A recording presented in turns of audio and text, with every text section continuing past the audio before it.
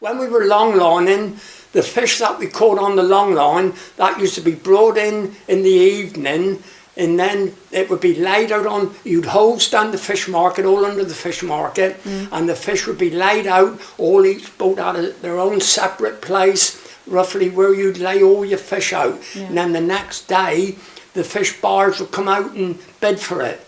But it was a bit back then, like it is now, it was all a bit of a ring, because you had 4 fish buyers in Looe, and before they would come on the market, they would go in and have a talk together, have a cigarette in a store, and they would discuss and decide on a price.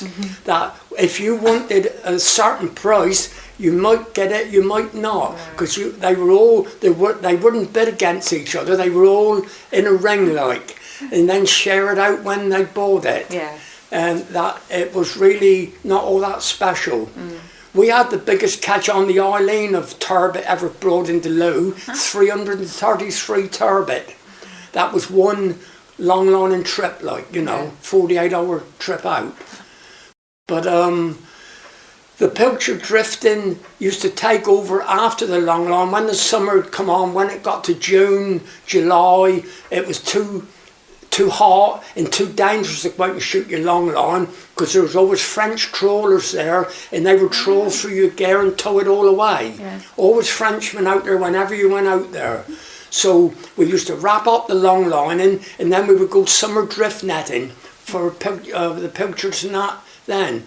And that would mean going out at about 3 o'clock in the afternoon, might be 4 o'clock, and you'd motor around looking to see what you could see. Back then, when I'm on about, we never had no echometers. That if you see a bunch of gannets on the water laying, you used to think, I wonder if they've been eating pilchard or mackerel. And what you would do, you would run them over, go try to run them over, and if they would spew up pilchards or mackerel, you knew that there was, in that area, is where the pilchards were. That's before any echo sounders or anything like that came in. We never had an echo sounder, not for several years when I started fishing. And night times, you might laugh, well, the only way we could find them night times, if we wanted to shoot a second time like you would quite often, if you didn't have many the first shoot, you would go up on the bow of the boat and kneel down with a half underweight and make off every light in the boat except the little small masthead light, and you'd steam along. And as you were going along, you'd go bump, bump, bump, what you call brining, and it would be phosphorus in the water if the pilchards were there. The water would light up, all shining phosphorus, like, you know, and then you would wait till you run out of that area, turn around and shoot your nets back through it again. And that was the only way we ever could find the pilchards and that to start with. But then when we came into the echo sounder, it was a lot easier, because you could switch on, motor around, and you'd see them come up on the screen, like, you know.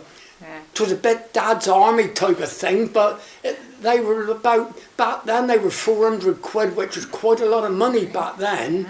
And they worked all right, like, you know. And a man used to come up every month and service it for you. Great. So it wasn't too bad, really. It wasn't too bad. It helped out, like, you know. And then the winter drifting, that was a bit colder, always rough weather, like, you know, a lot of rough weather. You'd go out about 2 o'clock in the afternoon, and you'd motor down, we would say, off Foyer Poparo, roughly the same sort of track, night after night.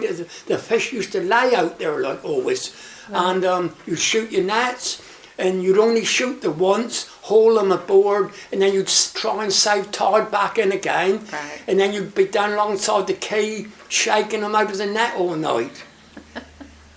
But after a couple of years, the Scotchmen, they had better sophisticated boats, better sonar equipment, fish finding gear, a lot bigger boats than ours, and when we would be packing up, coming in from fishing, they'd be coming down with the bigger trawlers and boats, and they'd scoop it all up, which knocked the shoals of fishing at the pieces, like, really.